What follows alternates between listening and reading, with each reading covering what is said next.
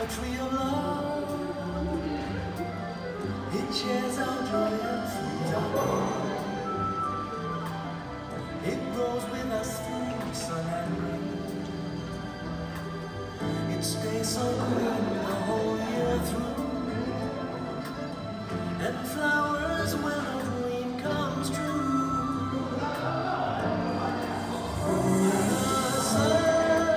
Έτοιμη για αναχώρηση και αυτή τη φορά για έναν διαφορετικό προορισμό. Όχι στην Ασία, αλλά λίγο μακριά από την Ασία. Κοντινό, ίσως για όσους μας βλέπουν από την Ελλάδα. Αναχώρηση για Κωνσταντινούπολη. Έτοιμο το διαβατήριο, η κάρτα επιβίβασης. Καλό μας ταξίδι!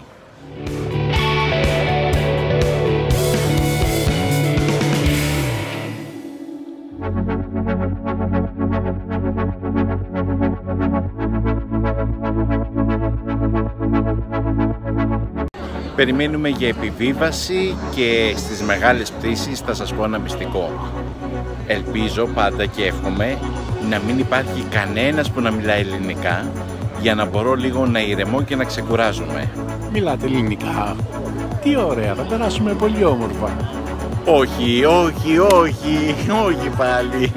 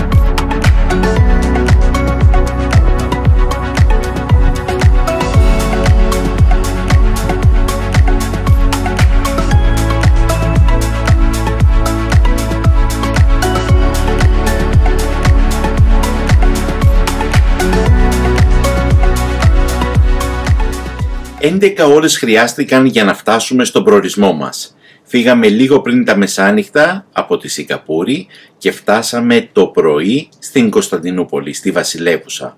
Αφορμή του ταξιδιού είναι η πρόσκληση από τον Οικουμενικό Πατριάρχη για να συμμετέχουμε στη σύναξη των αρχιερέων του Οικουμενικού Θρόνου, για να συζητήσουμε θέματα που αφορούν όλη την Ορθοδοξία.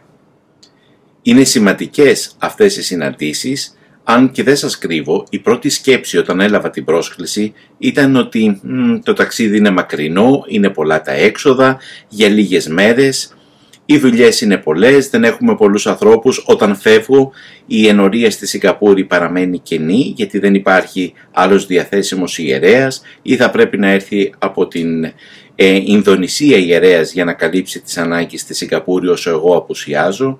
Αλλά όμως είναι πραγματικά σημαντικό να συμμετέχουμε σε αυτού του είδους τις συναντήσεις, γιατί ο καθένας καταθέτει τη δική του εμπειρία και τη δική του καθημερινότητα από όλες τις πλευρές του πλανήτη στην ολομέλεια, αν θέλετε να το πούμε έτσι, της Ορθοδόξου Εκκλησίας. Αυτό ακριβώς μου είπανε και οι Ορθόδοξοι από την Σιγκαπούρη όταν τους είπα ότι θα πρέπει να απουσιάσω τις επόμενες ημέρες για αυτό το σκοπό. Μου είπανε μην ξεχάσεις να μεταφέρεις εμείς πώς ζούμε και πώς είναι οι Ασιάτες. Λοιπόν ήρθα και εγώ στην Κωνσταντινούπολη και λίγο πριν μεταδώσουμε τα της συνάξεως που εμείς θα τα ζήσουμε σήμερα και τις επόμενες μέρες και εσείς θα τα δείτε με καθυστέρηση λίγο ημερών.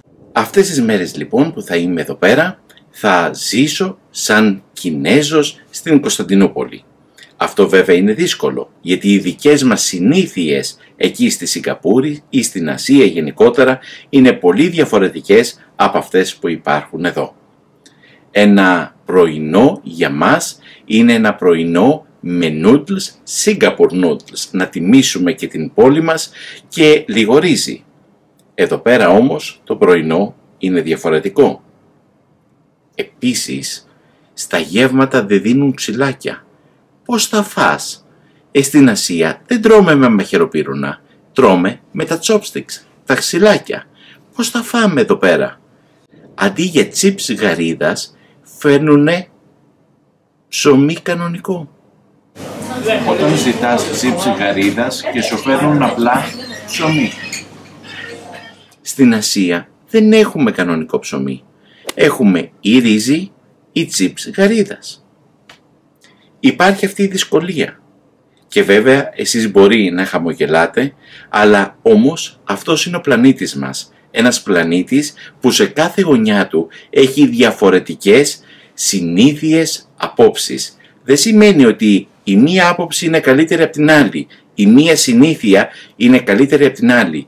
Απλά ότι η μία συνήθεια είναι διαφορετική από την άλλη και όλοι μαζί συνθέτουμε αυτό που λέμε ένας υπέροχος πλανήτης που μπορούμε να ζούμε όλοι. Πολλές φορές στην καθημερινότητά μας κάτι διαφορετικό μας ξενίζει. Αυτό που κάνει ο άλλος και δεν το κάνουμε εμείς ή δεν το συνηθίζουμε εμείς ή μάθαμε εντελώς διαφορετικά να ζούμε, το κοιτάμε λίγο με καχυποψία και προκατάληψη.